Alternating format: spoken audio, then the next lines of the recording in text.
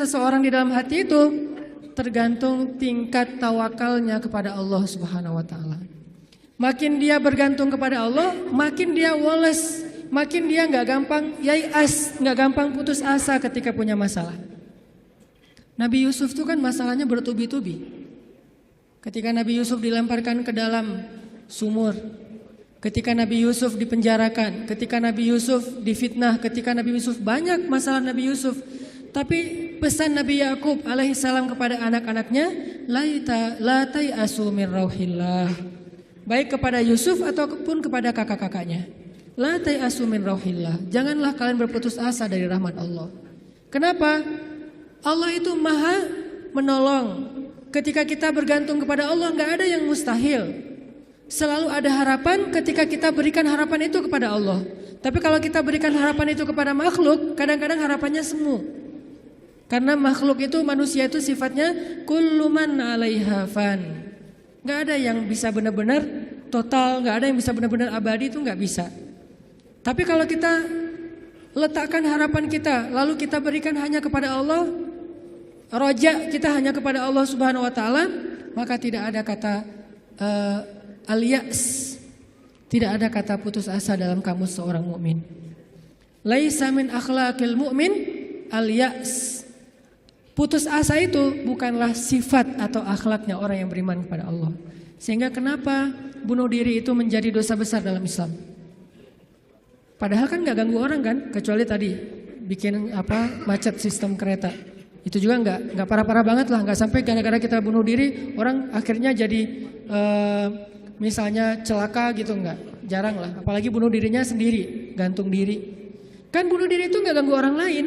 Kenapa dianggap dosa besar? Karena bunuh diri ini sama aja dia tidak mengakui kebesaran Allah Subhanahu wa taala. Dia tidak berpegang lagi kepada Allah. Dia putus asa dari rahmat Allah Subhanahu wa taala. Padahal Allah selalu mengatakan la tai'asu. Jangan putus asa, aku kasih nih, aku kasih. Tapi dia bilang enggak akan dikasih. Berarti dia kufur kepada Allah Subhanahu wa taala dan merugikan dirinya sendiri. Ketika mentalnya kayak gini, walaupun akhlaknya baik, tapi dia tidak punya daya tahan menghadapi masalah, maka dia akan selalu mengakhiri masalahnya dengan cara bunuh diri. Dalam Islam kasus bunuh diri bisa dibilang hampir nggak ada kalau dalam sejarah Nabi dan para sahabat. Satu-satunya ada kasus bunuh diri itu bunuh diri dalam peperangan ada. Dia lagi dibacok, lagi bertempur terus dibacok sama musuh, banyak luka, nggak tahan dengan rasa sakit, kena kayak tombak gitu di perutnya, karena nggak kuat dengan rasa sakit. Dia tekan lagi tubuhnya ke tombak itu supaya cepat mati. Lalu ketika dia sudah meninggal, orang-orang mengatakan dia itu pemberani, dia itu syahid, dia itu hebat. Kata Nabi tidak, dia di dalam neraka. Lalu para sahabat bertanya, kenapa ya Rasul kok dia masuk neraka? Padahal kita tahu dia meninggalnya dalam fi sabilillah. Kata Nabi karena dia nggak bersabar terhadap ujian dari Allah Subhanahu wa taala. Sakit, ya udah daripada saya nggak kuat nahan sakit, mending sekalian mati nih. Itulah al-ya's. Dan itu tidak ada dalam kamus orang yang yakin kepada Allah, beriman dan bergantung kepada Allah SWT. Jadi kalau kita mau belajar kepada orang Jepang, ada yang kita bisa belajar banget, yaitu moralnya, kedisiplinannya, kebersihannya. Tapi tetap ada satu hal yang fatal yang mereka tidak punya, yaitu Tuhan. Mereka nggak percaya kepada Tuhan. Kalaupun ada agama, kata teman-teman di sana, lahirnya sebagai orang agama Shinto kalau nggak salah, terus nikahnya sebagai agama Katolik kalau nggak Protestan, matinya sebagai agama Buddha. Jadi gonta-ganti itu. Kenapa gonta-ganti? Karena buat mereka agama itu hanya sekedar culture. Mereka tidak menyebut Islam sebagai agama Islam, tapi budaya Islam. Mereka tidak mengenal nilai-nilai ideologis, yang mereka tahu adalah nilai-nilai budaya, adat istiadat atau culture. Sehingga buat mereka pindah-pindah culture itu bagian dari kebijaksanaan. Kayak kita misalnya, saya nih orang Aceh, ketika saya berada di Sunda, di mana bumi dipijak, di situ langit dijunjung. Itu kan wise kan? Ketika kita menghargai budaya tempat kita tinggal, keramahan apa? Keramahan lokal atau apa gitu. Nah, ini kan apa? Kearifan lokal. Arif kan bijaksana nih. Nah, karena mereka menganggap agama itu hanya sekedar culture, Maka arif menurut mereka itu ketika kita bisa beradaptasi dengan semua momen-momen culture itu. Masa-masanya Valentine mereka jadi orang Kristen. Masa-masanya hari tertentu misalnya hari besar Cina misalnya mereka jadi orang Buddha. Masa-masa tertentu mereka jadi orang Shinto dan segala macam. Yang enggak ada menjadi orang Muslim. Jadi karena nggak bisa dimix nih, satu-satunya yang nggak bisa dimix menurut mereka cuma culture Islam. Yang lain bisa dimix, culture Islam nggak bisa dimix sama mereka, sehingga nggak bersentuhan langsung. Ini artinya mereka melihat semua itu hanya sekedar moralitas, bukan sebuah nilai ideologis yang menguatkan mental, bukan, sekedar moralitas. Culture Islam moralitas, culture yang agama-agama lain yang kita sebut itu moralitas, termasuk culture Jepang itu adalah moralitas. Tapi mentalnya lemah, sehingga ketika mereka punya masalah di dalam dirinya, mereka nggak punya pertahanan sama sekali. Sedangkan kita melihat ad-din, melihat Islam adalah sebuah nilai yang membangun mentalitas kita. Hanya akhir-akhir ini kita cenderung melihat Islam itu hanya sebagai undang-undang, sebagai syariat, sehingga orang takut sama Islam. Seolah-olah kalau kita mau menegakkan Islam, yang kepikiran itu cuma kisos, yang kepikiran itu cuma cambuk. Padahal Nabi menerapkan itu juga akhir-akhir setelah mentalitasnya udah mantap nih. Setelah pemahaman agamanya udah komprehensif, setelah diedukasi, baru kemudian penutupnya adalah menyempurnakan keadilan dengan cara menegakkan hukum. Kalau ada orang yang bilang misalnya, ngapain sih Tuhan katanya pengasih tapi kok menciptakan neraka? Sebetulnya jawabannya logis banget dan sederhana kan? Karena tanpa ada surga neraka tidak ada keadilan. Kemana larinya orang-orang yang berbuat jahat dan zalim kalau tidak ada neraka? Maka kalau semuanya masuk surga, yang zalim sama yang terzalimi, lalu di mana keadilan? Kalau gitu kita mending jadi orang jahat aja, toh masuk surga juga kan? Mending kita ambil aja hak orang lain, toh nanti di akhirat juga tetap masuk surga. Kalau gitu di mana ada keadilan? Keadilan Allah itu justru menciptakan surga dan neraka. Cuman pintu surga lebih banyak daripada pintu neraka. Dan Allah selalu memberikan peluang untuk selamat dari api neraka dengan cara mengampuni dosa. Allah Maha Adil. Allah gak mengatakan kalau udah cap neraka udah gak akan lagi berubah. Enggak. Kalau kamu buat dosa sekali gak akan diampuni, pasti masuk neraka. Enggak. Disitulah Maha Rahman. Selain Allah adil, Allah juga Rahim, Rahman, Rauf, apalagi banyak sifat-sifat Halim. Allah menciptakan keadilan dengan adanya surga, adanya neraka. Tetapi Allah selain adil, Allah juga Maha Pengasih. Dengan apa? Kalau ada yang berbuat dosa, gak langsung dihukum sama Allah. Kita sering buat dosa, emangnya langsung dihukum? Enggak.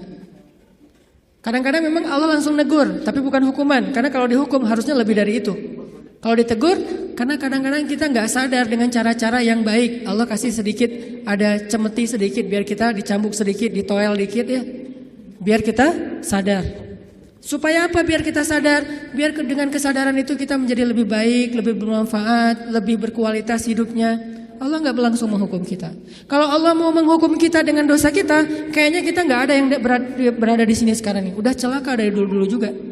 Sekali kita minum, sekali kita narkoba, sekali kita berzina, sekali kita membunuh, sekali kita mengambil hak orang lain, udah langsung celaka. Kenapa masih bisa hidup? Kenapa masih bisa berada di masjid? Dan ini keistimewaan yang Allah kasih kepada kita. Orang yang sering nyakitin Allah masih diundang ke rumah Allah. Kan Allah baik banget tuh. Coba kita, ada yang sering nyakitin kita, mau diundang ke rumah kita? Di telepon aja kita reject terus. Kalau perlu di blok, gak bisa nelpon lagi, unfollow segala macam, left group. Allah kita sakitin berkali-kali, kita cuekin, kita selingkuhin dalam bahasa kita mah ya. Gimana selingkuhin? Selingkuhin akidah. Kita bilang percaya sama Allah, tapi kita jalan sama yang lain. Kita bilang inna sholati wa nusuki wa mahyaya wa mamati lillahi rabbil alamin. Itu kan sama aja kayak seorang cowok bilang ke cewek, aku gak bisa hidup tanpa kamu. Iya kamu kan gitu. Inna sholati wa nusuki wa mahyaya wa mamati lillah. Iya lillah gitu kan. Tapi kenyataannya kita merasa seolah-olah Allah gak lihat, kita jalan sama yang lain. Allah tahu? Tahu banget. Kalau perempuan mungkin gak tahu kita jalan sama yang lain. Ketika nanti dia tahu, akhirnya dia shock, panik, dia luar biasa tersakiti. Tapi kalau Allah, setiap kita jalan sama yang lain tuh Allah ngelihat. Kita dekat sama yang lain, ke Allahnya enggak. Lah, yang kasih rezeki kan saya. Kenapa kamu terima kasihnya ke dia? Yang memelihara kamu kan saya. Kenapa kamu baiknya ke dia? Kok saya enggak berbuat baik kepada hamba Allah? Allah senang. Tapi kenapa kepada Allah enggak? Ini agak-agak kurang fair nih. Ke makhluk yang enggak berjasa kita jadi baik. Ke Allah yang maha berjasa kita cuek. Malah kita menuduh Allah dengan tuduhan-tuduhan yang enggak pantas. Ngerasa Allah enggak penting dalam hidup kita. Kalau Allah enggak sabar, makanya Allah itu sabur. Apa arti sabur? Sabar banget. Allah itu sami. Apa arti sami? Dengar curhat banget lah. Kita pasti nggak kuat dengar curhat teman-teman kita. Bayangin kalau yang curhat ke kita itu ada puluhan orang, kan stres juga tuh setiap hari. Allah dicurhatin miliaran orang setiap hari coba. Bukan miliaran orang, miliaran makhluk. Semuanya curhat kepada Allah. Yas'aluhu man fis samawati wal ardh. Semua yang ada di langit dan di bumi curhat kepada Allah. Tapi Allah mendengar semua curhat mereka seolah-olah mereka itu cuma satu orang doang gitu. Dan baru pertama kali curhat, akhirnya Allah mendengarnya tuh sami'un. Betah banget ngedengerin curhatnya. Betah banget Allah dengar curhat kita, nggak pernah. Kan kamu udah kemarin curhat, giliran atau dengan yang lain? Enggak kan? Kita berdoa setiap hari, kan udah kemarin giliran. Soalnya yang berdoa itu banyak loh. Kita di DM aja, di Japri aja kadang-kadang bete juga nih kalau udah dijawab sekali terus nanya lagi karena banyak banget yang bertanya. Kan agak capek tuh makhluk. Makanya kita nggak disebut sami'ud, tapi kita sami'un. Allah sami'un, kita sami'un. Apa bedanya? Kalau sami'un senang mendengar, tapi tetap ada batasnya. Kalau sami'un pendengar banget, betah banget ngedengerin, gak ada batasnya, gak pernah Allah capek mendengar curhat kita.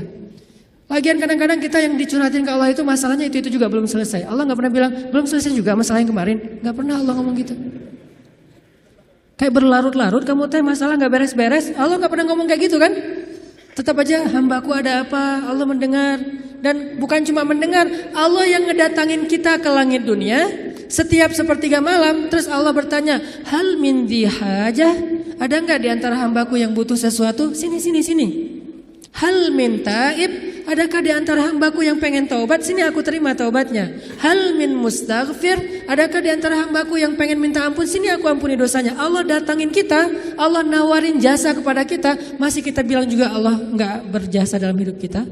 Masih kita bilang kita enggak butuh Allah Subhanahu wa taala. Fa bi ayyi ala'i rabbikuma tukadziban. Jadi teman-teman, ada orang kadang dalam kehidupan kita itu berjasa banget sampai kita nggak bisa ngelupain dia. Salah satunya dalam hidup saya misalnya yang paling berjasa itu ibu nomor satu pastinya ya. Kedua istri. Orangnya ada soalnya di sini. Ibu, istri. Kalau selain keluarga, oke, itu keluarga. Selain keluarga siapa yang paling berjasa? Dalam hidup saya itu salah satu yang cukup banyak ngebantu saya itu adalah salah satunya nih. Ada saudara saya, Ustadz Muhtarom namanya, dosen Unpad, tinggal di Antapani. Beliau yang pertama banget nampung saya ketika saya baru hijrah ke Bandung. Ketika saya nggak tahu tinggal di mana, nggak punya rumah kontrakan, ngontrak juga nggak bisa. Beliau nampung saya tinggal di rumah beliau beberapa lama di Antapani. Beliau kenalin saya dengan ibu-ibu Masjid Salim. Nih dari Mesir nih, mau nggak dengerin ceramahnya? Enak loh, padahal saya juga masih bingung ceramahnya gimana ya. Nggak pernah ceramah. Sekali-kali ceramah yang kebalik kan Allah SAW, Rasulullah Subhanahu Wa Taala. Sekali-kalinya ceramah kebalik saking nervousnya. Disuruh ceramah sama Ustadz Muhtaram, ini ceramah. Akhirnya ibu-ibu ngundang-undang saya awal-awal dikenalin di Bandung. Berjasa banget. Sehingga kalau misalnya beliau miss call, nggak keangkat sama saya, langsung saya telepon balik. Kalau beliau SMS, langsung saya read, langsung typing, langsung bales. Kenapa? Karena saya merasa beliau berjasa dalam hidup saya. Adakah yang lebih berjasa dalam hidup kita daripada Allah Subhanahu Wa Taala? Toh beliau juga hamba Allah. Allah yang mengirim beliau untuk saya. Allah yang mengirim ibunda untuk saya. Allah yang mengirim istri saya untuk saya. Kalau Allah nggak kirim istri saya buat saya, nggak mungkin saya bisa nikah sama dia. Kan saya sering cerita, saya bukan tipe dia banget. 4 pantangan pada diri dia tuh ada di saya. Ya Allah, jangan itu, jangan itu, jangan itu, jangan itu ada di saya semuanya. Coba kalau Allah nggak membolak-balikan hati dia, mana mungkin saya nikah sama dia kan? Kayak mustahil gitu, karena bukan tipe dia banget. Ya Allah, jangan yang orang Sumatera, jangan brewokan, jangan yang dop. Udah dop, brewokan pula. Jangan anak pesantren karena mungkin beda kebiasaannya, terlalu soleh kali menurut dia gitu ya. Empat-empatnya ada pada diri saya, terutama yang Dop dan Sumatera nih. Orang Sumatera kuliah di Mesir, dan Mesir mah Sumateranya Arab. Arab itu kayak kita, ada Sundanya, ada Jawanya, ada Betawinya, ada Sumateranya. Mesir itu Sumateranya Arab. Di Mesir tuh nggak ada cerita kita nungguin bus di halte tuh nggak ada. Yang ada ngejar bus. Bus tuh nggak pernah berhenti untuk ngangkut penumpang, nggak ada tuh. Bus ngelihat kita lagi nungguin malah dia iseng, makin dicepetin. Akhirnya kita kejar, wah, cowboy banget lah kehidupan di Mesir mah. Dia cuma berhenti kalau yang nungguin itu ibu-ibu. Kenapa? Karena ibu-ibu di Mesir itu raja, nggak ada yang berani sama ibu-ibu. Benar-benar queen tuh kalau ibu-ibu teh. Di Mesir ibu-ibu belanja nih ya, mang, apa bahasa Arabnya? Gitulah pokoknya, Mang, itu saya pengen ikan gitu ya. Oh iya, pas diambil ternyata ikannya matanya agak-agak merah gitu, mungkin agak-agak lama di freezer. Akhirnya bilang, ini kenapa nih ikan matanya merah, begadang ya? Nggak jadi deh, malah saya mau ikan yang suka begadang, cari yang lain. Ganti lagi yang lain, udang aja, baunya nggak enak, ganti lagi. Berkali-kali gonta-ganti, itu yang dagang ikan itu nggak boleh marah. Kenapa? Yang ngomong seorang perempuan. Dan di Mesir itu perempuan sangat dihormati, nggak boleh berdebat dengan perempuan, aib. Debat dengan cewek itu aib. Kalau dimarahin cewek itu aib. Mending kita menghindar aja deh. Kalau kita naik bus, duduk nih, ibu-ibu naik harus berdiri. Kalau nggak berdiri itu dianggap aib, satu bus semuanya aib. Kalian laki-laki atau apa kalian teh? Ada perempuan masuk ke bus, kalian pada duduk cuek itu, malu-maluin kalau di Mesir. Sehingga kalau ada ibu-ibu naik ke dalam bus nih, cowok-cowok semuanya berdiri siap. Silakan pilih kursi yang mana aja. Ibu-ibu boleh memilih. Kalau di kita kan laki-laki memilih, enggak, salah. Ini ibu-ibu yang memilih, saya mau yang di situ. Kenapa? Cowoknya ganteng. Dia milih tuh. Terserah dia mau duduk di mana. Cuma dua, ibu-ibu sama ulama. Kalau ada ulama Al-Azhar, karena ulama Al-Azhar, dosen-dosen saya di Al-Azhar itu enggak punya mobil pribadi. Mereka hidupnya sederhana. Gajinya gede sih, tapi asal gajian langsung ngasih beasiswa kepada mahasiswa yang kurang mampu. Kalau udah gajian tuh saya ngerasain sendiri nih, dia gajian ngambil di admin ya. Karena dulu gak ada transferan, Mesir itu agak-agak terlalu ya gitulah, manual ya, gak ada transfer. Satu-satunya komputer di ruang admin tuh dipakai main kartu. Karena dia gak ngerti sistem komputerisasi akun kayak gitu tuh, akuntan tuh gak ngerti dia tuh. Tahu satu-satunya komputer dipakai main kartu. Pas kita lagi ngantri, Om kita lagi ngantri nih, ntar tunggu dulu nih, dikit lagi nih, belum beres nih, gitu coba. Tapi menghargai banget kepada orang tua, ulama, ibu-ibu. Nah ada dosen saya ngambil gajinya kurang lebih sekitar 2.000 pound. 1 pound itu dulu sekitar 3.000 rupiah, lumayan lah ya, hampir 10 juta gajinya. Dia ngambil gaji sekitar 10 juta, langsung datangin mahasiswa yang kita lagi nongkrong di depan kelas, di depan kampus, ditangin, ya abnai, manggilnya lembut, anak-anak, kata dosen teh, kalian udah beli buku kuliah belum? Kita senyum-senyum, padahal udah tapi senyum-senyum aja. Ngebilang udah, jujur, mau dibilang enggak boleh dusta ya, senyum-senyum aja. Oh ya udah nih beli buku, alhamdulillah. Akhirnya kita beli buku, cuman bukan buku kuliah, buku tambahan gitu kayak buku sejarah, buku apa. Alhamdulillah dia ngasih dari 10 juta, 5 juta itu buat anak-anak. Dan itu kebiasaan di sana tuh dosen-dosennya. Makanya karena hidupnya kayak gitu, sederhana, nggak punya kendaraan. Dosen kalau mau ke kampus bareng dengan kita pagi-pagi tuh naik bus. Cuman kalau kita ngejar, kalau bus supirnya nggak berani disuruh dosen Al-Azhar ngejar bus kan nggak mungkin ya. Kalau ngelihat itu ada penampilan dosen, langsung busnya berhenti. Begitu dosennya naik, langsung jalan tuh, nggak peduli kita lagi di tangga kayak di apa, nggak peduli deh. Kan dosen dulu yang naik nih. Prof silakan. Dosennya naik, baru dosennya di atas, kita masih bergelantungan tuh bus langsung jalan tuh. Sampai ada beberapa mahasiswa Malaysia karena nggak terbiasa mungkin. Mereka kan biasanya naik taksi nih, karena beasiswa dari kerajaannya gede. Kalau kita kan beasiswanya dari Al-Azhar. Mesir itu negara miskin, tapi ngasih beasiswa puluhan ribu mahasiswa asing. Negaranya miskin, tapi bisa ngasih beasiswa, luar biasa. Nah Malaysia nggak dikasih. Negara yang tidak dikasih beasiswa di Asia itu Malaysia dan Brunei, karena dianggap udah sejahtera. Akhirnya mereka terbiasa naik taksi nih. Begitu mahasiswa Malaysia sekali naik bus, nggak terbiasa naik bus ala-ala Mesir gitu, turunnya membelakangi arah jalannya bus. Kebayang kan? Melundung gitu kan? Kita mahasiswa Indonesia ketawa-ketawa aja, wah lucu. Kalau kita kan udah biasa kobo ya, kejar bus, terus turunnya sambil lari. Kadang-kadang kalau bawa barang itu barangnya dilempar dulu ke dalam bus, langsung dikejar naik gitu. Udah biasalah kayak gitu-gitu di Mesir. Tadi cerita apa tadi teh? Hubungannya? Ya gitulah, nggak ada hubungannya. Pokoknya balik lagi ke tema ya. Intinya ketahanan hati kita itu ketika kita dekat kepada Allah Subhanahu Wa Taala. Jadi nggak ada ceritanya dalam kamu seorang mukmin ada masalah baper udah gitu bunuh diri, nggak ada. Tergantung tawakal kita kepada Allah. Coba rasain ketika kita lagi ngerasa enak nih hubungannya sama Allah,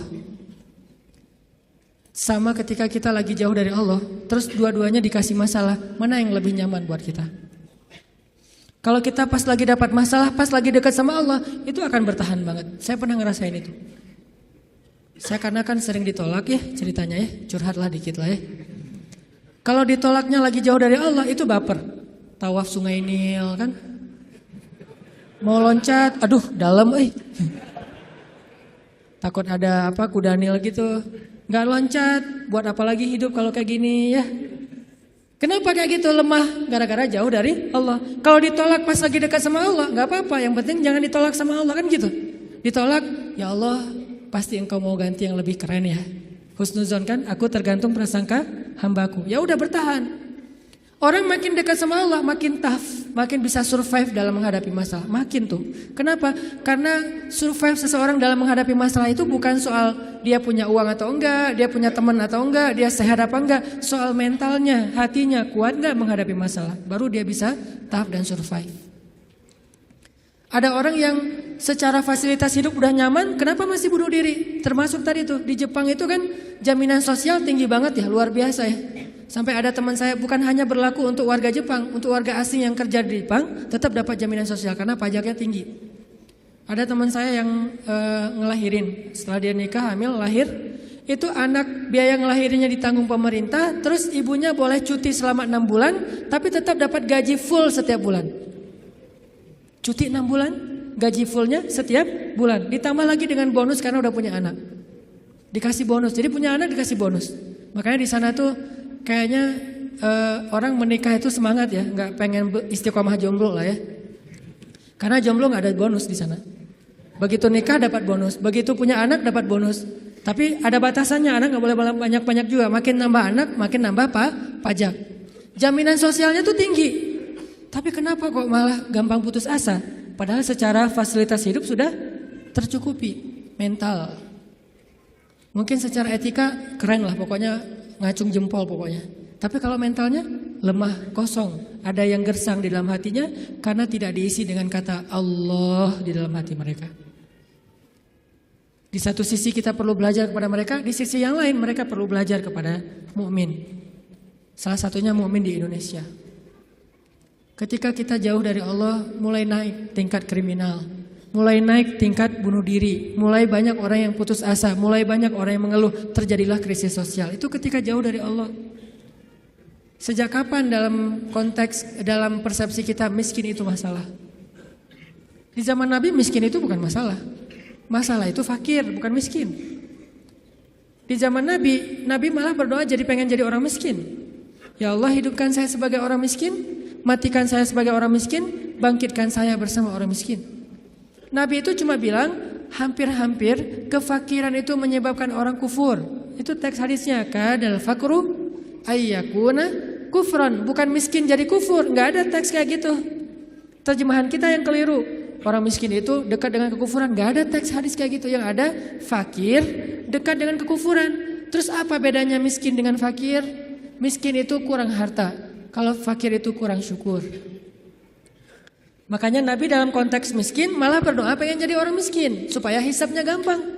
Tapi kalau dalam konteks fakir, Nabi malah bertauz, Allahumma inni a'udzubika minal fakri. Ya Allah, aku berlindung kepadamu dari kefakiran.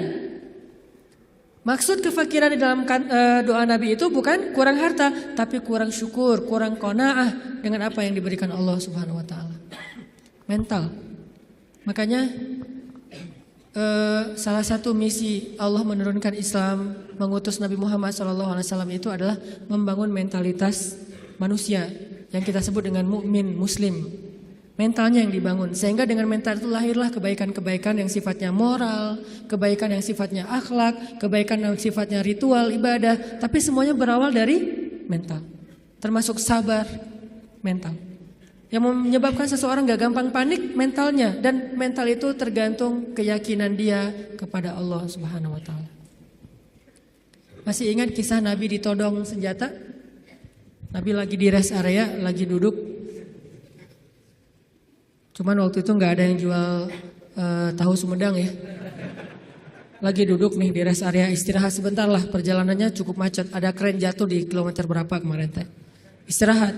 Lagi duduk di rest area, jauh dari para sahabat. Biasanya Nabi duduknya itu di antara para sahabat. Kali ini beliau pengen menyendiri. Kenapa pengen menyendiri? Mungkin beliau gak enak mau nolak sahabat yang curhat, gak enak mau nolak sahabat yang ajak ngobrol. Karena sahabat juga kan kalau dekat Nabi curhat, ngobrol panjang lebar, minta selfie segala macam kan. Nah Nabi pengen me time lah, gak pengen diganggu. Kalau udah terlanjur bareng dengan mereka, Nabi itu gak enakan banget orangnya. Kalau udah Nabi boleh curhat enggak? Nabi gak mungkin bilang enggak.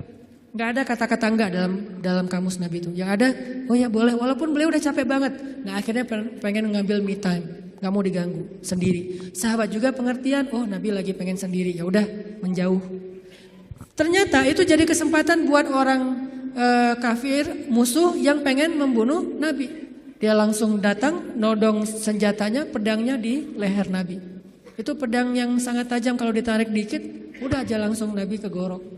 Dia todong di leher Nabi, tinggal ditarik doang. Dia bilang, Muhammad, sekarang kamu jauh dari orang-orang yang mengawal kamu, sahabat-sahabat kamu. Kalau saya gorok leher kamu nih sekarang nih, siapa yang bisa nolong kamu? Di situ kelihatan tawakal Nabi itu, gambaran tingkat tawakal Nabi itu benar-benar hakut tawakulih. Kayaknya rasa-rasanya gak ada di antara kita yang bisa tawakal sekeren itu. Tapi setidaknya kita bisa mengambil itu sebagai inspirasi. Ternyata tawakal itu menguatkan mental. Walaupun gak sekuat Nabi memang. Nabi kan di atas rata-rata ya, manusia paling istimewa lah. Siapa yang bisa nolongin kamu Muhammad? Nabi dengan tersenyum melihat ke arah dia, dengan tenang mengatakan, Allah. Saking mantapnya kata-kata Nabi sampai bikin orang itu gemetar, jatuh tuh pedangnya. Kita belum bisa kayak gitu. Ketika kita datengin, Pak saya mau melamar anak Bapak, kamu ngasih makan apa buat anak saya? Allah yang ngasih makan. Astagfirullahaladzim, iya terima. Gak bisa, langsung gemetar tuh orang. Mertua langsung gak bisa berdiri. Mana bisa kita naklukin mertua dengan kata-kata kayak gitu kan. Kemarin aja tadi pagi saya disuruh minta sharing di Mabes TNI aja, saya yang gemetar. Biasanya kan enjoy gitu, ceramah santai dan cari-cari bahan ngebully. Mau ngebully TNI, bayangin. Di depan jenderal-jenderal, bintang 2, bintang 3, ini mau ngebully apa ini? Saya kan mati langkah kalau nggak ngebully ya. Jadi bingung mau kayak gimana. Udah aja kaku nggak jelas gitu, salting pokoknya sampai mereka juga ngeliat ini ceramah atau lagi curhat ya, nggak jelas gitu. Artinya kita tuh nggak punya mental kayak Nabi tuh. Menghadapi makhluk aja kadang-kadang keder. Nabi menghadapi orang yang satu-satunya paling memusuhi beliau, udah siap pengen menggal kepala beliau. Coba imajinasikan deh adegan itu. Karena kalau cuma baca teks sejarah nggak akan dapat apa-apa. Oh gitu doang. Padahal kita juga nggak bisa kayak gitu kan. Bisa nggak kita ketika lewat satu jalan terus digonggong sama guguk misalnya, terus kita santai, kamu dan saya sama-sama hamba Allah, bisa nggak kayak gitu? Sehingga dia langsung melipir, oh ya salah, sorry, salah ngegonggong ustadz ya, nggak gitu kan? Tetap aja kaget, walaupun nggak takut mungkin kaget pasti dengan suaranya nyentaknya, baru sekali dia bersuara langsung, oh udah gitu jaim-jaim melihat orang ada yang lihat nggak saya kaget gitu kan ya? Tapi Nabi nggak sama sekali kayak gitu. Dia todong dan orangnya itu preman. Bayangin tatoan preman yang udah biasa bunuh orang buat dia itu kayak hobi, kayak kita ngopi gitu. Aduh hari ini belum bunuh orang gitu. Jadi sakit kepala kalau belum bunuh orang. Orang kayak gitu tuh nodong Nabi pakai senjata yang udah tajamnya luar biasa, ditarik sedikit langsung udah Nabi bisa kegorok. Nabi menjawab dengan tenang, Allah yang nolong saya. Dia gemetar, jatuh pedangnya diambil balik, ditodongin balik sama Nabi. Sekarang kalau saya pengen bunuh kamu, siapa yang nolong kamu? Kata dia, engkau wahai Muhammad. Nabi tersenyum, diambil pedangnya dikasih lagi kepada dia. Nabi gak takut dibalikin lagi kayak tadi, gak. Dikasih lagi sama Nabi. Nabi itu orangnya bisa menaklukkan hati orang seketika tuh. Ketemu langsung berubah hatinya kalau hatinya baik.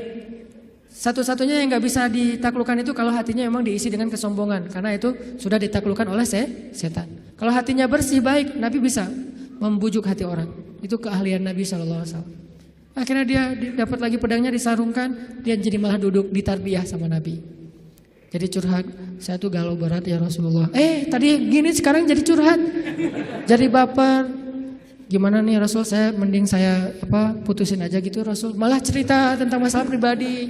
Nabi kasih solusi, Nabi tepuk-tepuk punggungnya. Ya udah sabar ya, jangan terlalu baper, kan ada Allah. Oh iya ya benar Rasulullah. Saya boleh izin pulang ke negeri saya Rasulullah, buat apa? Saya pengen ngasih tahu ke orang-orang supaya masuk Islam. Agama Islam itu luar biasa.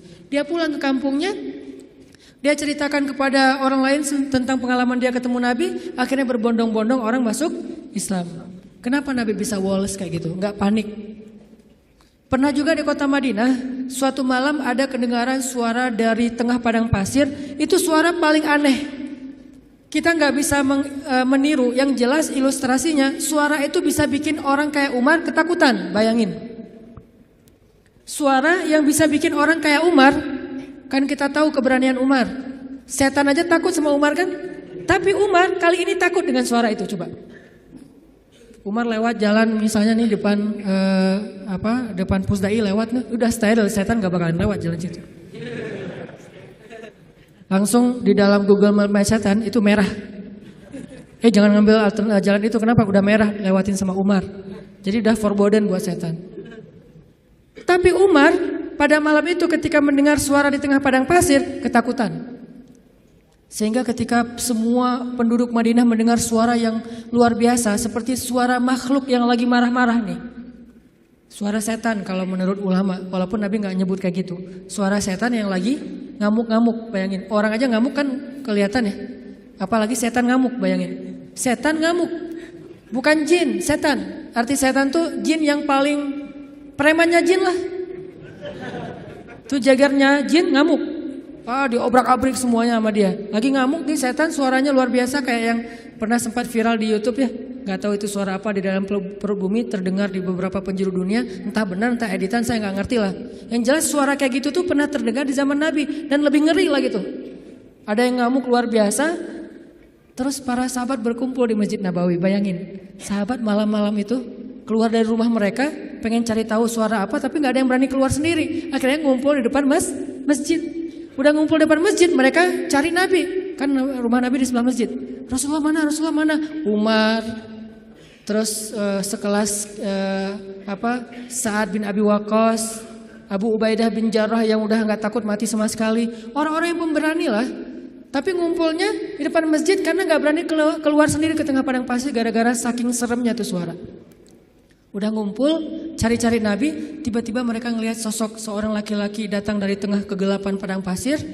Dia pegang pedang di atas pundaknya, gak pakai baju, cuma pakai celana, badannya bagus. Kalau kita gak pakai baju malu-maluin ya, Nabi gak pakai baju, keren lah.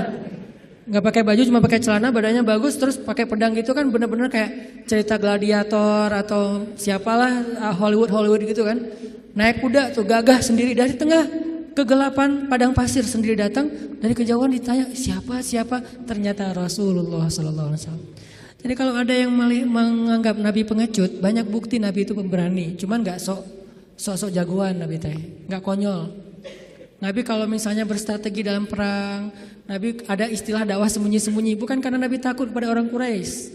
Karena kalau Nabi dakwahnya belak-belakan, gak pakai strategi, terus beliau dibantu oleh Allah dengan mujizat, maka kita gak bisa niru strategi dakwah Nabi. Soalnya kita gak punya mujizat. Nabi mencontohkan yang paling mudah ditiru, bukan yang paling mudah untuk beliau. Kalau mau, Nabi bisa berdakwah itu gak butuh Abu Bakar, gak butuh Khadijah, sendiri aja. Kalau ada Abu Jahal nantang beliau, beliau tinggal bilang, ya Allah hancurkan dia orang, langsung mati itu mendadak. Mudah banget buat Nabi. Toh bulan aja dibelah sama Nabi dengan seizin Allah kan. Ketika ditantang, Muhammad kalau kamu emang Nabi coba lo belah tuh bulan. Kalau saya bisa membelah bulan, apakah kalian beriman? Ya, kita lihat aja nanti. Posting dulu pokoknya. Akhirnya Nabi bismillah ya Allahu Akbar, kebelah bulan, benar-benar kebelah dua. Mereka bilang Muhammad telah menyihir mata kita. Kata Nabi Muhammad, kalau kalian merasa mata kalian yang tersihir, ini hanya halusinasi, coba kita tanya kepada musafir yang sebentar lagi datang dari tengah padang pasir. Apakah mereka melihat malam ini bulan terbelah? Kan gak mungkin saya menyihir orang yang jauh.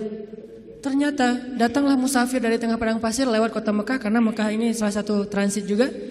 Orang-orang langsung berkumpul nanya, apakah kalian melihat kejanggalan di langit malam ini? Ya, kejanggalan apa? Bulan terbelah. Ternyata Muhammad itu adalah Lord of the Ring, bapaknya para penyihir. Bukan kita doang yang disihir, musafir juga disihir. Tetap gak beriman. Nabi itu kalau mau ngandelin mukjizat bisa banget, tapi kita kan gak bisa niru. Makanya Nabi mencontohkan yang paling ringan, dakwah itu sembunyi-sembunyi dulu. Jangan terlalu vulgar. Supaya apa? Supaya umatnya gak celaka dengan mengambil langkah-langkah yang sembrono. Nabi itu paling pemberani, cuman gak pamer. Kalian semuanya apa-apaan? Gua paling pemberani. Enggak pernah Nabi gitu. Umar, Ali, ketika ada yang nantang kaum muslimin, padahal Nabi itu kalau mau duel sama dia bisa banget. Tapi kan buat apa yang kayak gitu-gitu? Kan ada tuh Amru bin siapa gitu yang orang kafir tuh, jagoan berpedang dalam perang Khandak, nantang. Hal min mubariz, ada enggak cowok-cowok pemberani di sini yang mau duel sama saya? Diam semuanya, bayangin Umar diam. Umar takut enggak? Tapi emang orang itu terkenal sih. Nih yang lagi nantang ini terkenal Umar. Aduh, Amru kan agak mikir nih. Ternyata siapa yang berdiri? Ali masih muda, umur 20-an tahun lah. Ya Rasulullah izinkan saya. Nabi itu kalau mau, Ali emang lo doang yang berani, gue juga berani sebetulnya. Enggak, Nabi mah gak kayak gitu, orangnya tawa tuh. Ali jangan, aku gak tega kalau terjadi apa-apa sama kamu. Akhirnya Ali duduk. Benar-benar gak ada laki-laki di antara kalian, kata Amru, dia manas-manasin tuh. Ya Rasulullah, mereka menghina kita ya Rasulullah, postingannya tuh gak enak banget ya Rasul. Izinkan saya Rasulullah untuk report tuh biar di blog sama Instagram. Kata Rasul, jangan Ali, nanti kamu ada apa-apa lagi sama kamu. Saya kan gak tega, sayang banget sama kamu Ali. Duduk lagi. Ali itu sebetulnya udah gergetan. Rasul kok gak izinin sih, saya bisa tuh ngalahin tuh orang. Rasul gak percaya banget sih sama saya gitu-gitu. Sampai 3 kali, wah benar-benar kalian ini gak ada yang keren satupun, gak ada cowok sama sekali di antara kalian. Saya kecewa nih datang ke sini capek-capek, gak ada yang berani duel. Kata Amru. Akhirnya Ali, ya Rasulullah, izinkan saya demi Allah, biar Allah yang akan menunjukkan kebesarannya. Akhirnya Nabi diam, membolehkan Ali berangkat. Wah langsung kata Ali, ya Amru, saya mengajak kamu kepada Islam secara baik-baik. Kata Amru, gak ada urusan saya dengan agama itu. Kalau gitu saya ngajak kamu berduel. Kata Amru, saya gak tega membunuh kamu wahai Ali. Kata Ali, tapi saya tega bunuh kamu. Coba, Ali terkenal kan jagoannya Rasulullah kan. Akhirnya tarung, wah tahu sendiri kekuatan pedang Zulfikarnya Ali. Terkenal lah, legend banget lah pokoknya tuh. Ali itu bisa dibilang salah satu petarung legend dalam Islam. Ali dengan Zulfikarnya. Akhirnya tuh orang terkapar, penggal sama Ali dan mati dalam peperangan itu hal yang wajar. Jadi gak ada urusan HAM-nya mana tuh, hak asasi manusia. Ini perang. Kecuali perangnya di dalam kota, baru ngomongin HAM. Karena Islam itu sangat memperhatikan HAM kalau perangnya di dalam kota. Gak boleh nebang pohon, gak boleh bunuh perempuan, gak boleh menyakiti anak kecil, gak boleh menyakiti orang tua, gak boleh menyakiti orang yang sudah melepaskan senjatanya. Itu etika perang dalam Islam kan. Tapi kalau di medan perang, ya wajar tuh laki-laki sama laki-laki, wajar banget itu mah. Sama-sama cowok, sama-sama militer, sama-sama pegang senjata, wajar banget. Jadi artinya Rasulullah itu sangat pemberani. Tiba-tiba Nabi datang bawa pedang di atas pundaknya, terus megang kuda, datang gagah banget. Orang-orang pas dari jauh ngeliat siapa, kok pemberani banget. Ternyata Rasulullah SAW. Begitu Nabi datang, tenang semuanya. Nabi itu kayak ayah buat sahabat. Nabi turun dari kudanya, diikat kudanya di kandang kuda di garasi rumah beliau. Udah selesai markirin kuda, Nabi datang ke sahabat. Ya udah ya, udah bubar ya, udah selesai. Kata sahabat, Nabi ada apa sih di luar? Tadi kedengaran suaranya serem banget. Kata Nabi, udah beres. Nabi nggak cerita. Saking Nabi bijak. Kan kalau kita mah habis kayak gitu kan ceritanya panjang tuh ya. Wah gua tadi habis tarung loh sama dia. Kan gitu ya. Nggak bijak banget kita mah. Kalau Nabi bijak, udah beres. Nggak, gua habis tarung, wah babak belur lah pokoknya. Dia udah nggak patah kaki, patah tangan. Tadinya tuh dia gaya-gaya nantang gua, nggak tahu siapa Muhammad gitu-gitu kan. Ini anaknya Abdullah, cucunya Ismail, seorang sniper. Ismail kan terkenal sniper ya. Mata Ismail itu turun kepada Nabi Muhammad, mata yang tajam. Salah satu keistimewaan Nabi itu matanya tajam, sehingga beliau itu nggak pernah meleset dari memanah. Cuman kenapa nggak terkenal? Karena Nabi nggak suka manah seseorang yang tidak layak. Nah kita mah cuman manah calon juga nggak kena kan ya? Gagal lagi. Insya Allah nanti saya sharing cara memanah. Nabi itu jagoan memanah, seorang jago main pedang, lomba berkuda pernah beberapa di waktu Nabi masih ABG nih, belum jadi Nabi, sering lomba berkuda kan, sama Hamzah, Nabi sering menang. Jadi jago kuda, jago manah sambil berkuda itu udah biasa buat Nabi. Cemen lah itu mas, kecil sepele, kayak kita ngemil doang itu mah. Gak ada apa-apanya buat Nabi. Tapi apakah Nabi pamer? Enggak, udah beres. Gak ada Nabi cerita, wah tadi gua berantem tuh sengit banget sampai 10 ronde loh. Gak ada cerita kayak gitu. Ini menunjukkan bahwa keberanian Nabi SAW bukan hanya karena beliau punya fisik yang ideal, tapi karena punya iman yang ideal. Bilal bin Rabah itu fisiknya nggak ideal, bukan masalah warna kulit, tapi dia lemah. Karena warna kulit itu sekarang bukan lagi ukuran keren nggak keren, malah sekarang makin dof tuh kan makin gimana gitu ya. Makin dof katanya makin apa istilahnya? Ya, nggak enak nyebutnya dalam masjid. Nah, Bilal itu mungkin dia orang yang kulit hitam. Tapi bukan itu masalah Bilal, fisiknya lemah. Pernah tarung sama Wahsy, sama-sama dari budak Habasyah. Itu nggak perlu 1 ronde, setengah ronde juga selesai. Sekali dorong Bilal jatuh langsung nggak berdaya. Saking lemahnya Bilal. Terkenal fisik Bilal itu lemah. Ada yang lebih lemah daripada Bilal, siapa? Abdullah bin Mas'ud. Sampai dijuluki kaki burung belibis. Saking kaki Abdullah bin Mas'ud itu kecil banget, sehingga tendang sedikit langsung jatuh tuh, nggak ada kuda-kudanya Ibnu Mas'ud. Tapi kenapa Ibnu Mas'ud ini bisa membunuh Abu Jahal dalam perang Badar? Kenapa Bilal bisa bertahan seperti gunung Uhud ketika disiksa berbulan-bulan lamanya? Padahal fisiknya lemah. Sampai orang-orang kafir Quraisy juga heran. Sekarang siapa yang kuat? Dulu kita pikir Wahsy itu kuat, dulu kita pikir Umayyah bin Khalaf kuat, tapi ternyata Bilal lebih kuat dari mereka semuanya ketika sudah beriman. Lalu ketika mereka bertanya kepada Bilal, ya Bilal, setan apa yang merasuki kamu tiba-tiba kamu jadi orang yang tangguh? Kata Bilal, iman, bukan setan. Iman yang masuk ke dalam hati saya, dan itu meneguhkan seseorang. Watsabbit aqdamana, jadi sabat. Makanya teman-teman, kalau kita mau nggak gampang panik, mau woles, mau survive, mau tough menghadapi masalah, mau terisi jiwa kita, sehingga kita selalu punya hope, punya harapan, dan tidak pernah berputus asa. Isilah hati kita dengan iman kepada Allah. Gimana mengisi hati kita dengan iman? Belajar yakin sama Allah. Buat saya agama itu bukan wawasan, bukan sekedar wawasan, tapi agama itu motivasi. Karena kita udah belajar banyak wawasan agama, kalau nggak ada dorongan motivasi nggak beramal juga. Kita butuh motivasi agama, motivasi akidah, bukan ilmu akidah doang. Motivasi fikih bukan cuma tahu hukum fikih, motivasi akhlak bukan cuma tahu norma-norma akhlak. Nah, salah satu motivasi akidah adalah belajar yakin sama Allah. Karena walaupun kita tahu Allah itu rububiyah, Allah itu asma, sifat, uluhiyah, Allah itu ayat kursi, Allah itu surat Al-Muluk, Allah itu Al-Ikhlas. Kalau kita nggak yakin sama Allah, semua itu cuma jadi wawasan. Ketika kita punya masalah, tetap aja kita gampang berputus asa.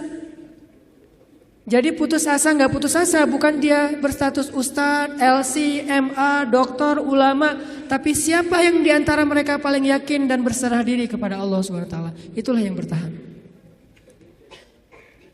Nanti silakan baca di dalam Al-Quran kisah-kisah ketika para sahabat terjepit, ketika para sahabat dalam keadaan lemah. Apa yang membuat mereka kuat? Hasbunallah, cukup bagi kami Allah. Dan kata-kata itu kalau di kita sekedar zikir, kalau di mereka iman. Kalau sekedar zikir gak ngaruh buat mental kita, walaupun tetap berpahala pastinya kalau ikhlas. Tapi ke mental kita nggak ngaruh. Kita udah bilang hasbiyallah. Kok saya masih galau Ustadz? Berarti belum jadi iman, belum jadi belief, belum jadi faith. Baru sekedar kata-kata dalam bentuk ritual zikir. Baru jadi syair buat kita. La haula wala quwata illa billah, subhanallah, alhamdulillah, Allahu akbar. Baru jadi syair-syair yang berpahala buat kita. Tapi belum menjadi motivasi dan keyakinan di dalam hati kita. Belajar yakin. Jadi ilmu itu tempatnya di sini. Bukan di sini. Di sini mah bonus. Tapi kalau di sini banyak, di sini nggak ada, maka ilmu itu tidak berarti apa-apa di sisi Allah. Kalau di sini ada, walaupun di sini sedikit, maka itu jadi sesuatu. Bilal, siapa lagi? Yang ilmunya sedikit tapi amalnya luar biasa, Khalid itu kan kalau sholat ayatnya itu aja ya. Asal sholat al-ikhlas, kita banget lah pokoknya. Jadi ada teladan nih, kenapa lo ikhlas terus kayak Khalid? Khalid itu kalau sholat ayatnya ayat pendek gitu. Sampai orang komplain, kan dia sebagai amir ya, sebagai komandan militer, begitu sholat di lapangan, di tempat peperangan, dia ngimamin sholat. Orang udah bisa nebak, lihat aja ya, pasti kalau nggak al-ikhlas, al-falaq, an-nas. Kayak kita banget lah pokoknya, al-ikhlas, al-falaq, an-nas. Dan itu udah otomatis, nggak sengaja lagi, udah kayak gitu, emang udah ngalir. Satu paket, sholat pasti itu. Sampai orang komplain, Khalid, kangen sekali-kali ganti ayat yang lain. Sekali-kali ayatnya yang panjang gitu, biar kita lebih semangat. Kata Khalid, maaf ya, hafalan saya cuma segitu-segitunya. Soalnya saya sibuk dengan tugas-tugas militer, jadi gak sempat ngafal Quran. Kalau kita tugas militer enggak, hafal juga enggak ya.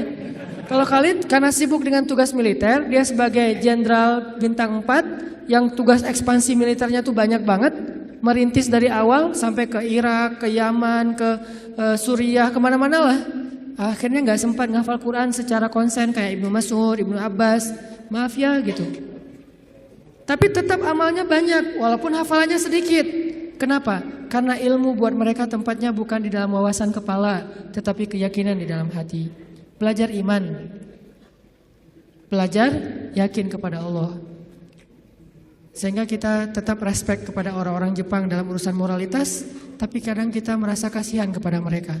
Moralitasnya udah sempurna, tapi kenapa mereka bisa baik kepada makhluk, gak bisa baik kepada Khalik yang udah ngasih semua kebaikan itu untuk mereka. Agak-agak kurang fair nih. Kurang kayaknya ada yang klise. Ke manusia baik, ke alam baik, tapi ke pencipta manusia dan alam gak diakui gitu. Ini kan agak klise ya. Nah ini kita agak kasihan. Nah alhamdulillah teman-teman Indonesia di sana tuh giat banget melakukan dakwah sehingga banyak banget orang Jepang yang udah masuk Islam. Ketika dia masuk Islam dia sadar, oh ternyata emang ini yang dibutuhkan bangsa Jepang selama ini. Yang lain udah keren lah, tapi ini masih kurang nih. Mereka sendiri yang testimoni yang nggak dipunyai oleh bangsa Jepang itu adalah Islam. Kalau punya Islam sempurna, udah nggak ada lagi yang perlu dikritisi, udah nggak ada lagi yang perlu dicari-cari celahnya, udah ideal banget. Tapi itulah makhluk. Tidak ada yang sempurna, sehingga tugas kita bukan menjudge, bukan menghakimi, bukan menjelek-jelekan, bukan mengeneralisir. Tugas kita adalah saling mengisi. Di satu sisi kita respect dengan moralitas orang Jepang, di sisi yang lain kita tetap yakin tanpa iman semua itu tidak akan pernah benar-benar hakiki. Ibarat casingnya bagus, tapi gak ada software apa-apa di dalamnya. Jadi gak bisa terlalu optimal dipakainya juga. Itulah kita. Mudah-mudahan kita belajar juga kepada bangsa-bangsa yang udah modern tapi mereka disiplin walaupun mereka nggak tahu teks-teks agama supaya nggak jadi bumerang buat agama kita teman-teman. Kalau selama ini mungkin banyak yang ngelihat Islam itu sesuatu dengan sebelah mata, bukan Islamnya yang remeh, bukan Islamnya yang nggak sempurna, yang nggak ideal. Kita yang belum menunjukkan idealnya Islam kepada manusia. Bisa jadi yang menjelek-jelekan Islam itu bukan orang di luar Islam. Kita sendiri tanpa kita sadari. Gimana caranya menjelekkan Islam? Kita mungkin gak menghina Islam, gak menghina Al-Quran, gak menghina hadis. Tapi akhlak kita yang gak sabar, sama saja seperti kita menampilkan wajah Islam yang tidak ideal, yaitu wajah kita atau akhlak kita. Ketika kita memakai baju Islam, di situ ada tanggung jawab besar. Kita harus tunjukkan Islam yang indah, Islam yang ideal kepada semua manusia. Saya juga kadang-kadang sedih ngelihat Arab Saudi terutama, karena di situ pusatnya Islam kan.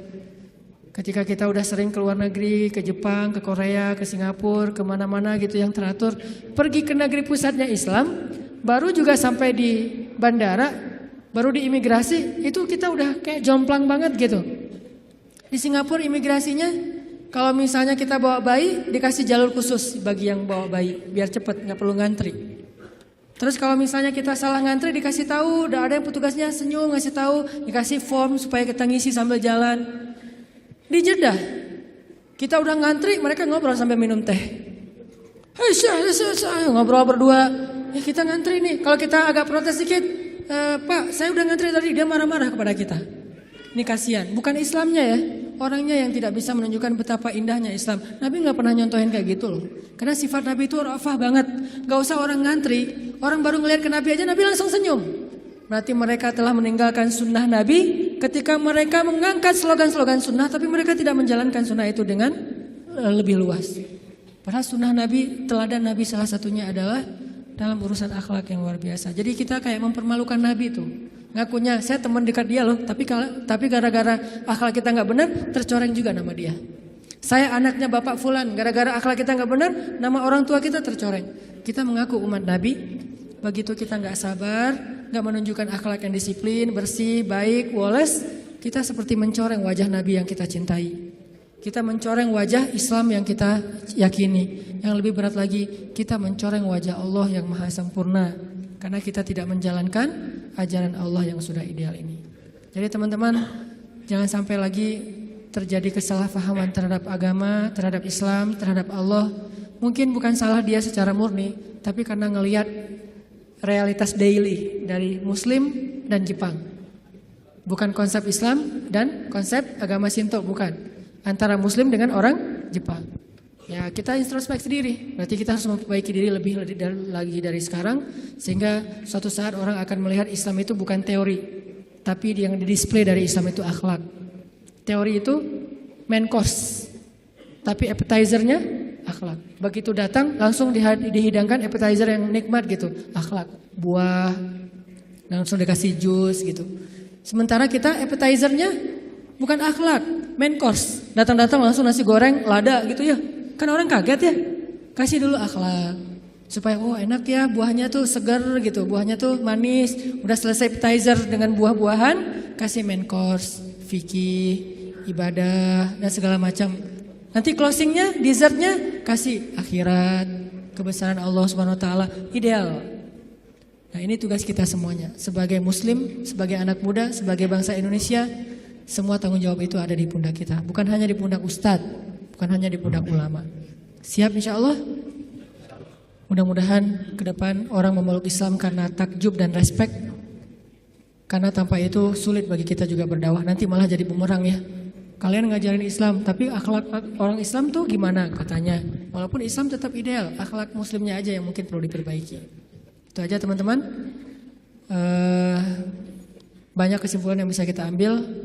Sederhananya adalah yuk belajar lebih yakin kepada Allah, supaya fisik kita lebih baik, hati kita juga lebih baik.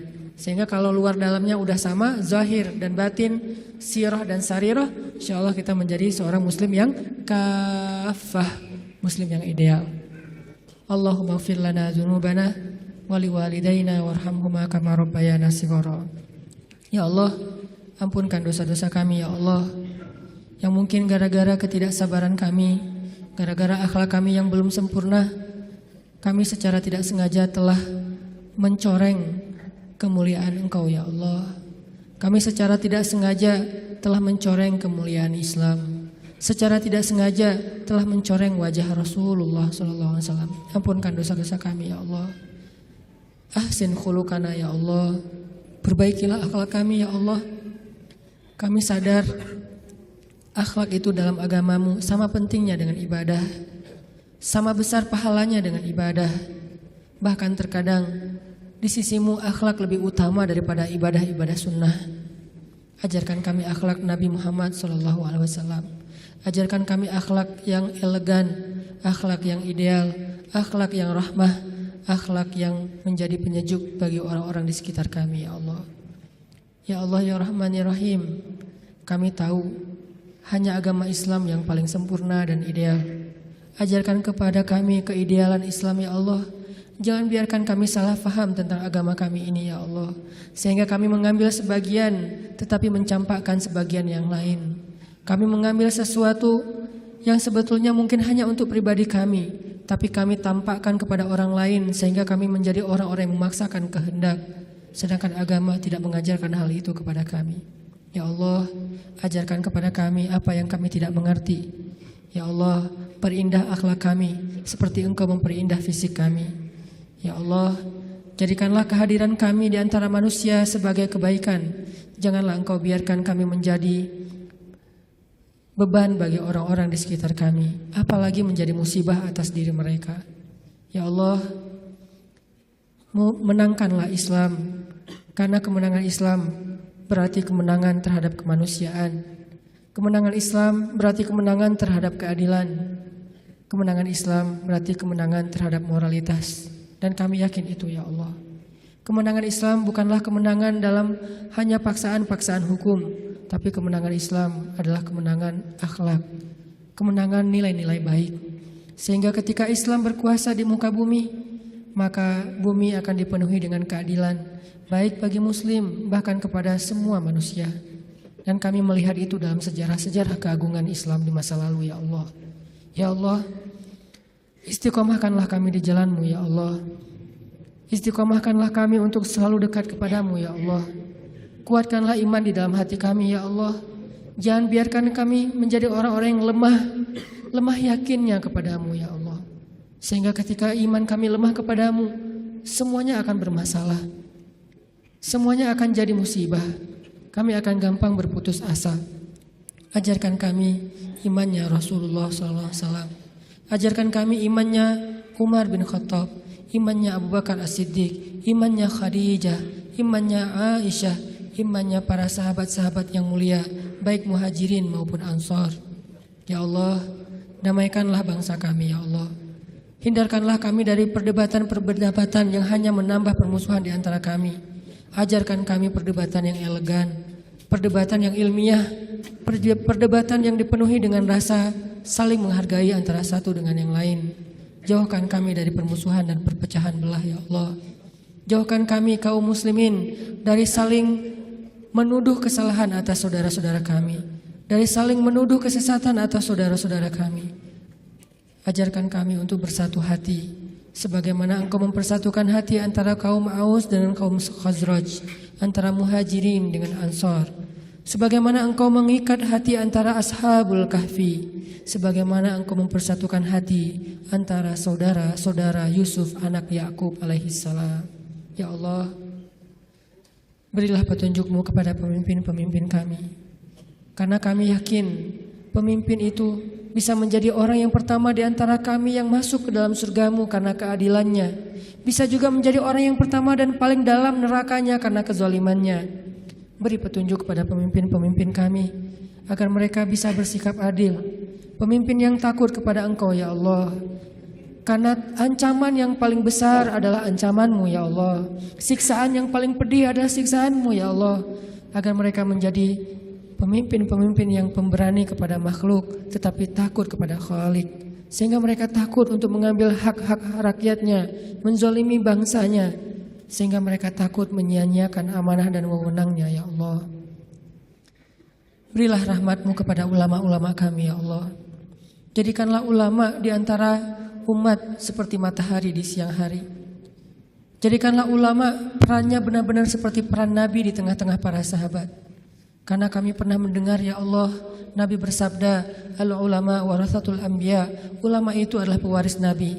Maka siapa yang menyakiti ulama sama saja dengan menyakiti Nabi. Siapa yang membantah ulama sama dengan membantah Nabi. Siapa yang menjelek-jelekan ulama, memfitnah ulama sama dengan memfitnah Nabi. Dan tidak ada yang menyakiti Nabi kecuali orang-orang munafik ya Allah. Lindungilah kami dari sifat kemunafikan. Jangan sampai kami berselisih dengan para ulama kami ya Allah, karena itu adalah dosa besar bagi kami. Engkau akan murka kepada seorang anak yang durhaka kepada ayah dan ibunya. Begitu juga Engkau murka kepada seorang umat yang durhaka berbantah-bantahan kepada ulamanya. Ya Allah, ajarkan kami menjadi suami yang teladan bagi istri dan anak-anak kami. teladan yang baik. Ajarkan kami menjadi istri yang taat kepada suami, menjadi penyejuk bagi hati suami-suami kami ya Allah, sebagaimana Khadijah, sebagaimana Aisyah menjadi penyejuk hati bagi Rasulullah SAW. Ajarkan kami menjadi seorang suami yang penyabar, seperti sabarnya Rasulullah, seperti sabarnya Umar, seperti sabarnya Ali bin Abi Thalib radhiyallahu anhum ajma'in. Ya Allah, berkahilah negeri kami, bantulah dakwah kami. Sungguh tidaklah kami berdakwah kecuali karena kami cinta kepada agama ini, karena kami cinta kepada negeri ini, karena kami ingin memberikan karya-karya yang positif, membangun negeri dan menjalankan agama yang Engkau amanahkan kepada kami ya Allah. Bantu kami dalam dakwah kami ya Allah. Bujuklah hati-hati pemuda Islam di Indonesia agar kami sama-sama berhijrah dan belajar agama lebih baik, agar kami memperbaiki akhlak kami, agar kami lebih dekat dengan rumah-rumah-Mu ya Allah. Ya Allah ya Rabbana, beri kami kebaikan di dunia dan kebaikan di akhirat. Lindungilah kami dari azab api neraka. Rabbana atina fid dunya hasanah wa fil akhirati hasanah wa qina adzabannar. Subhanakallahumma wa bihamdika asyhadu an la ilaha illa anta astaghfiruka wa atubu ilaik. Assalamualaikum warahmatullahi wabarakatuh.